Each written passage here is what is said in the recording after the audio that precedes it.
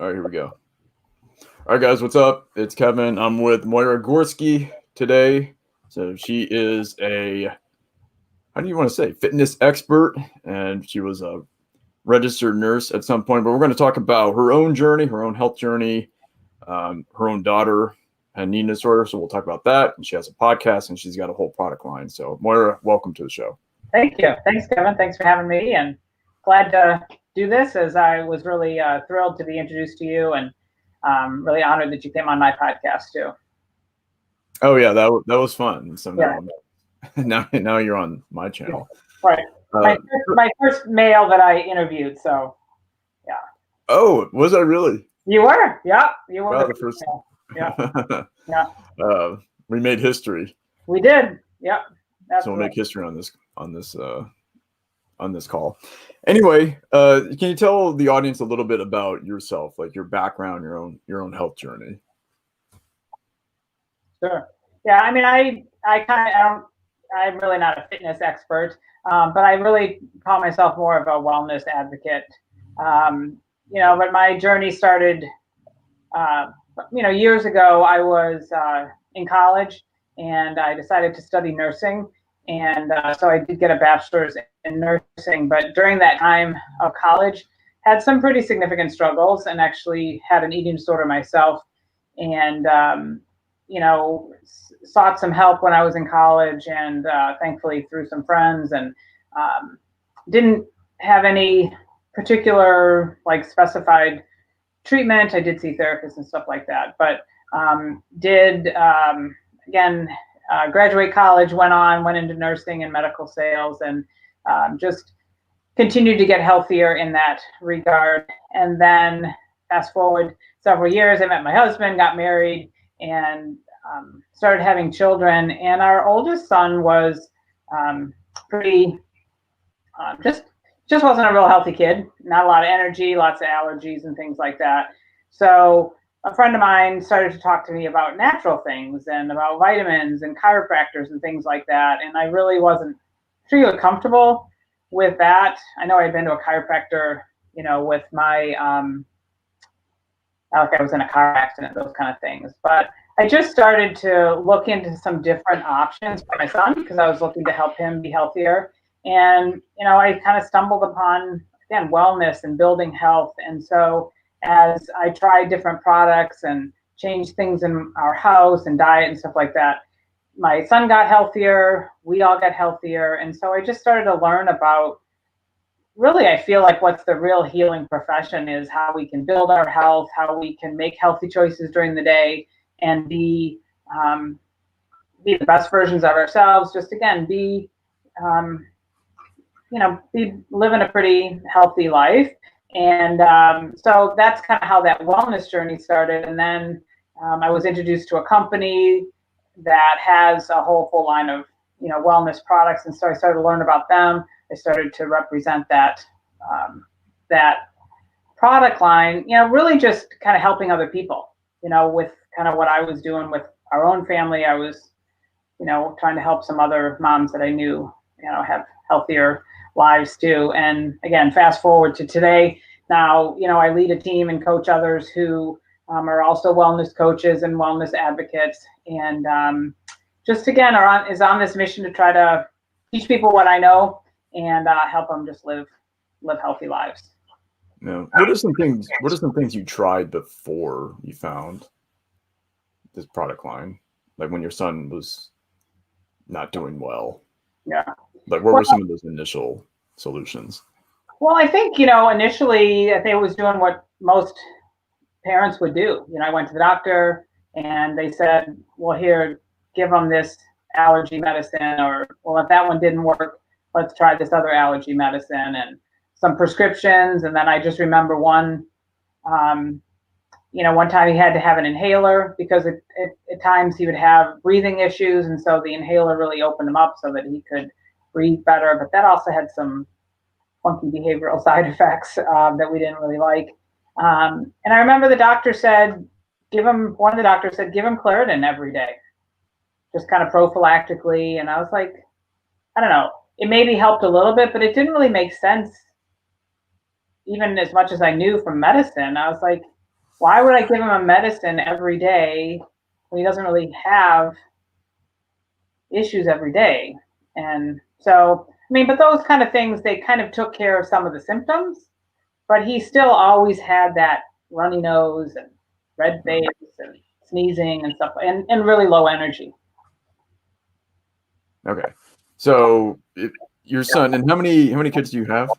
So I have 4. Yeah. 4. Yeah. Yeah. So we have people like you to compensate for people like me. That's right. Yeah. So we still hit 2. I think that's my sister too. Yeah, my sister. Well, I have 2 sisters. One of them chose not to have kids, and so yeah, I had 4 kids to compensate for the 1.5 or 2.5 that she didn't have. Right. Yeah. Yeah. Exactly. So did the other kids have health problems too, or just this one son? Just this one son. I mean, my husband always had allergies, too. I mean, he could work, and he wasn't that unhealthy or whatever, but he did always carry a nose spray with him, Yeah. So. Yeah. So you went to your primary care doctor, got some medications, didn't really do anything. And then what did you ultimately find that helped your son?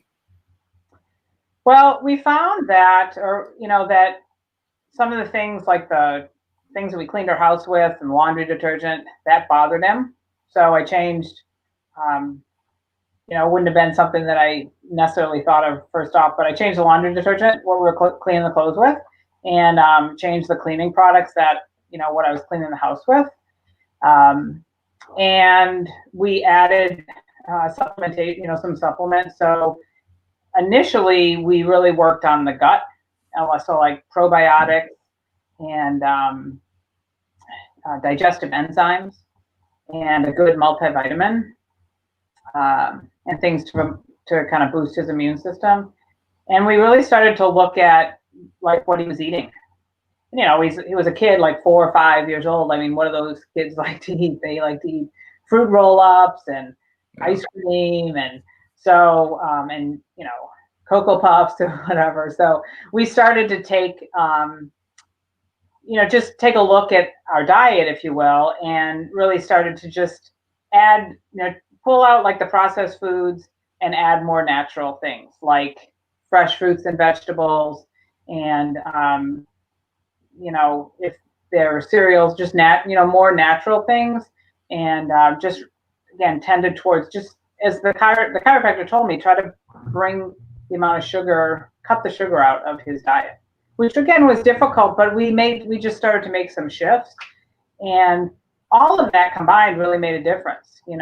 What was around us, what he put in himself, and really made a difference. That diet, supplements specific for immune health and gut health, and then safe cleaning products.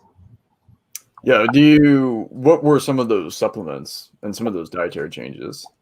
Because I'm interested in gut health too. I just don't know too much about that. Yeah. Well, they say that,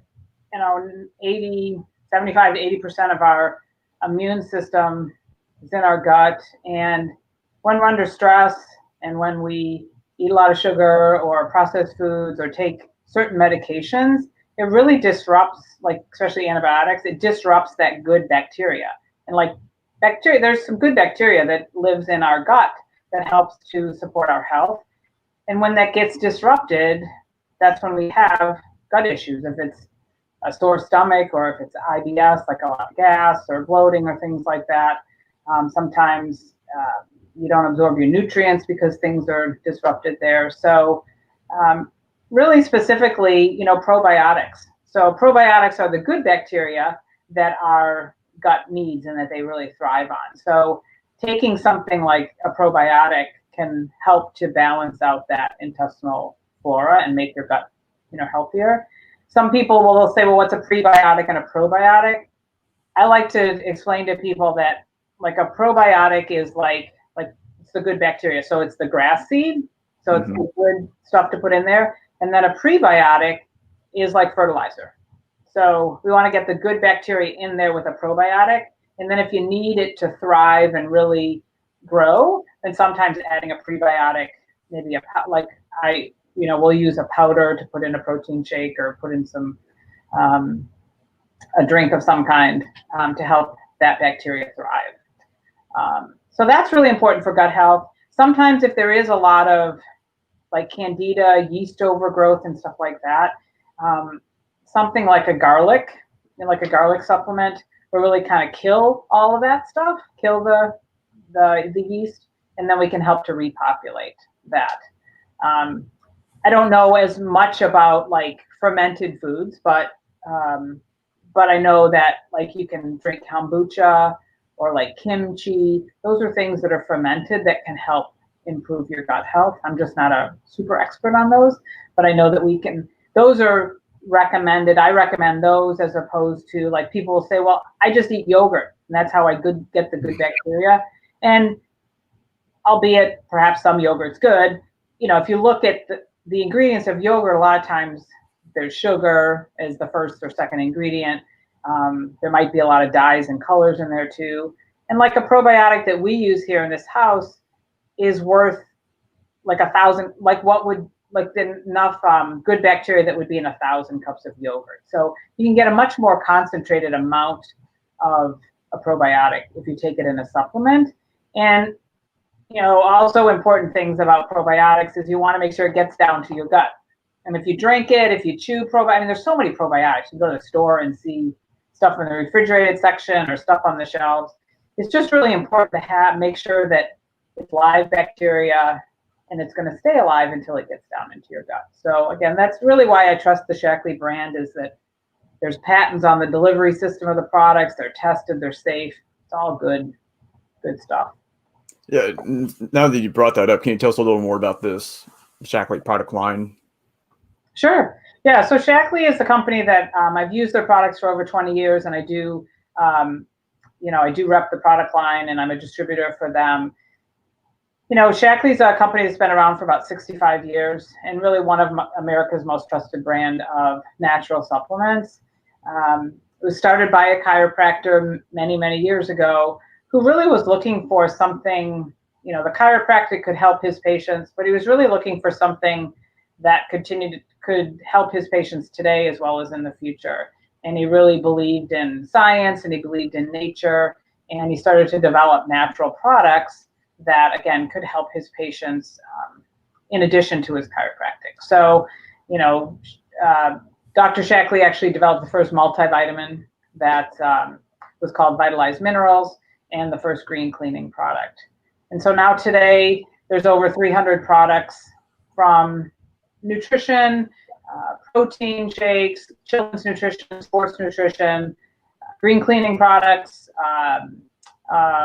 natural weight loss, as well as some natural skincare products as well. And really, the products are wonderful. Again, they're tested, they're safe. That's like, as a nurse, as I started to look into these products that my friend was recommending that I use for my son and also for our family, that's what really resonated with me, was all the testing, all the science, all the studies that are done to make sure that they're safe products and that they actually work.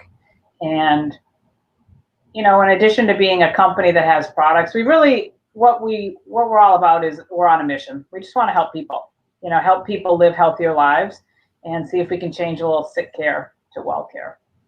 Yeah. And guys, I'll put links below so you can find more of that and more about Moyra too. 300 products. I mean, that seems pretty comprehensive, because you even changed the cleaning products that you're using. Yep.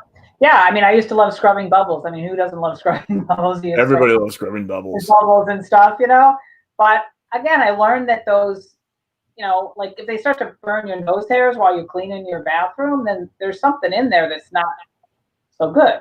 So there are products that Shaklee has, and certainly other companies too, but that can clean, but they don't, they're safe. They're safe for you, your family, as well as the environment.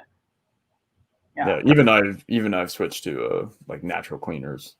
They smell better too. Right. Now you have 4 kids. Another one of you have a daughter, and she has a history of eating disorders. Is that correct? Yeah, she does. Yeah. Okay. What's kind of her age range right now, if you don't mind sharing? No, that's fine. I'll share. She's 21. 21. Okay. Yeah. And then when did this behavior first emerge? Yeah, she started to struggle when she was in high school, right after kind of the beginning of her sophomore year.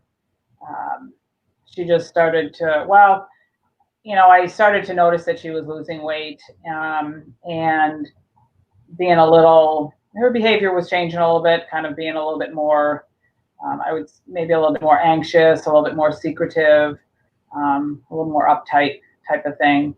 And and she kind of came to us around Christmas time of that year and started to share some of her struggles and that she needed a little bit of help. Wow, she came to you. Well, she did, from the recommendation of my niece. So my niece my niece who's she's probably maybe 6 years older than her, maybe, or 5 years older. So she had some struggles, and so she was over visiting with my daughter Anna, and the both of them came into the office here and said, and I think, my niece Kaylin, I just interviewed her on my podcast, so you can hear her great story of recovery. And but yeah, I think she encouraged her to come to me and say, I think you need to go talk to your mom. Yeah.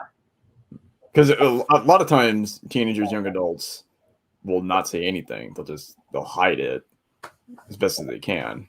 Yeah. That took quite a bit of courage.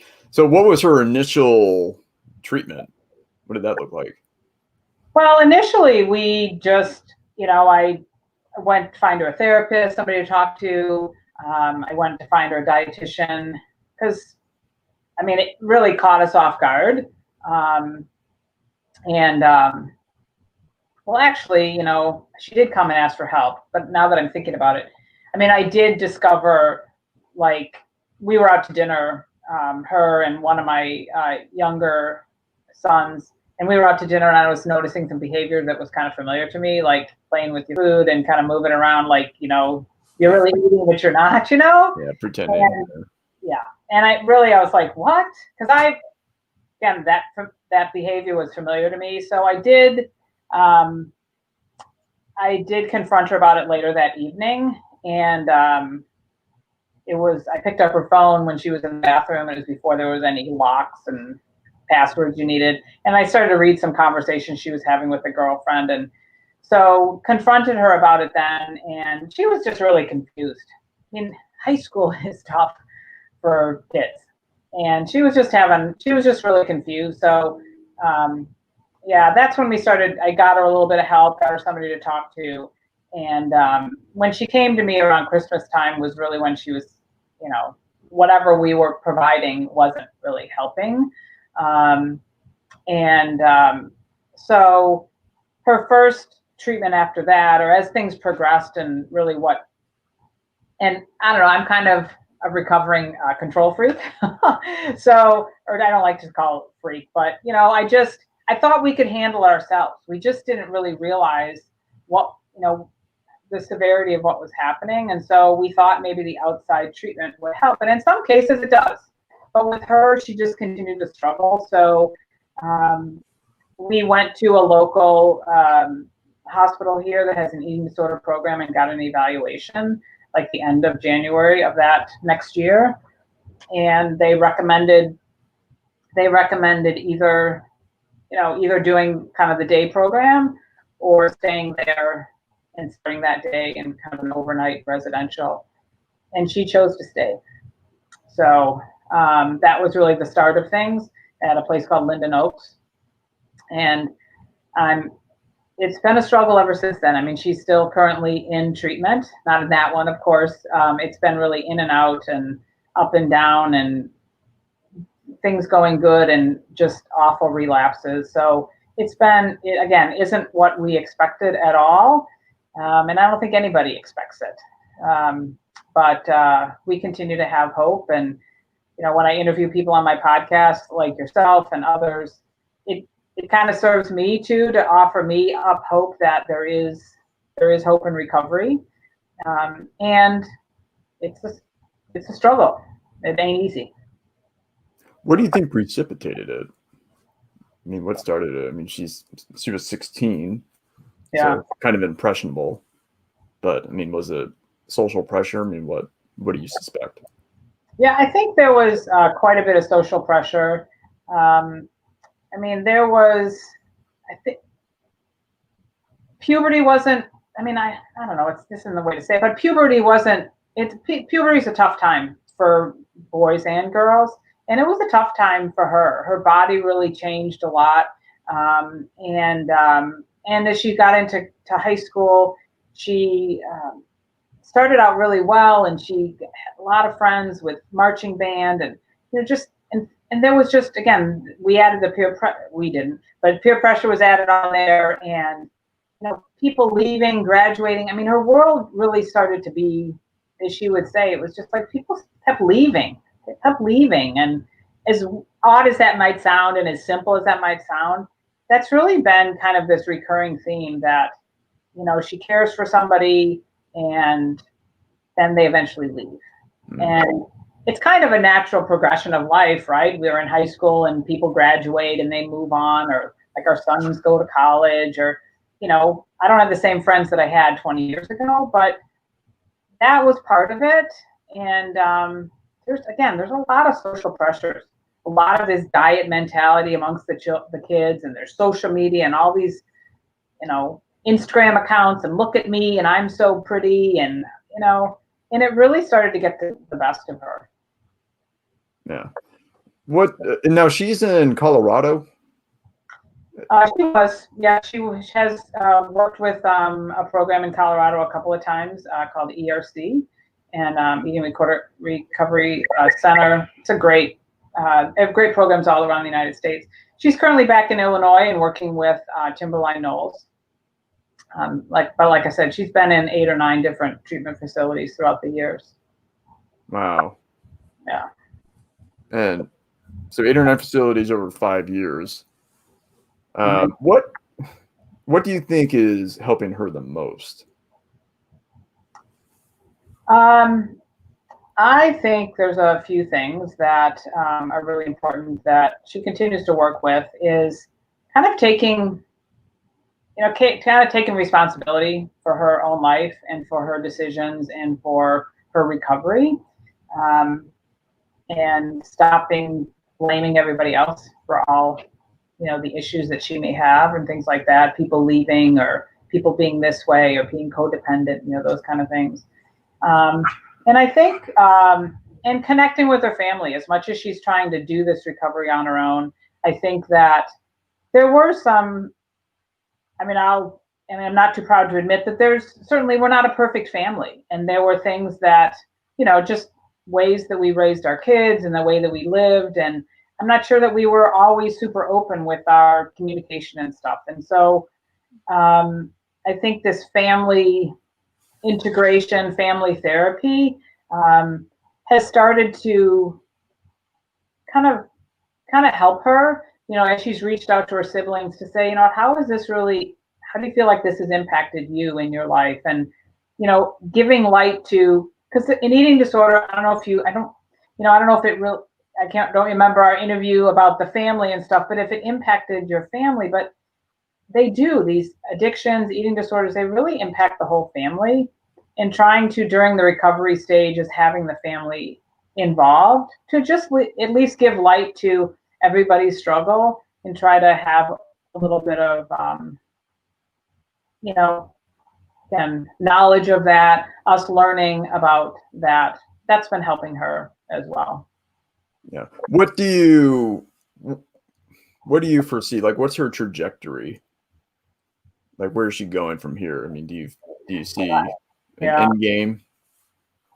Well, we all sure wish that we knew where the end game was and we could get her there.